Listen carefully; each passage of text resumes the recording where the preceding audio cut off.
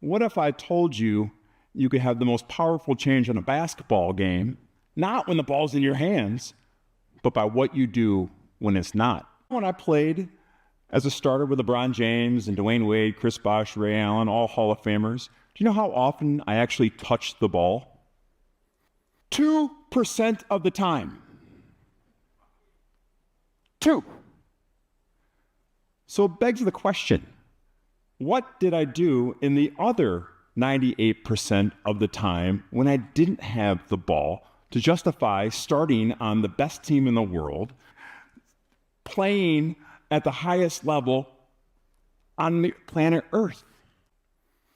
I was obsessed with what can I do to help my friends and my team win. And let me tell you, it wasn't always glorious.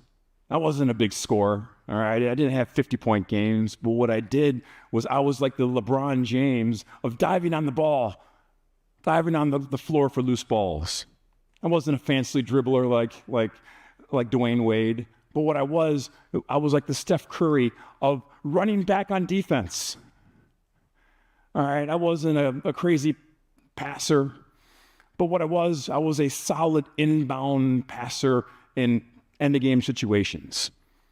Now, those are not sexy plays at all, okay? Those are not plays that make someone run into the team store and say, Battier leads our team in floor burns. I want his jersey. Those are the plays that I made in the 98% of the time that I didn't have the ball in my hands, that impacted winning. In fact, I impacted winning at such a high level that when I retired, I saw a stat about my career. And on the teams that I played for in my career, when I was on the floor, we consistently outscored the opponent by 5 points a game versus when I was on the bench. Okay? That puts me in the last 3 decades, the last 30 years, in the top 97th percentile of every player that played in the NBA.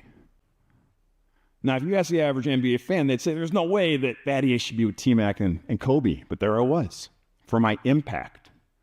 You see, it's all about the unseen, the immeasurable, the intangible that matters.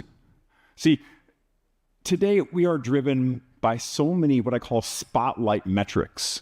Those factors, those figures, they miss the most important thing. How do we elevate others?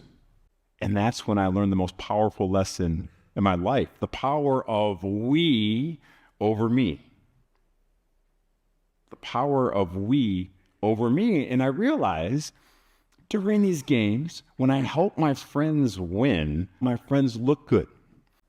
And that became the entire hallmark of my basketball career.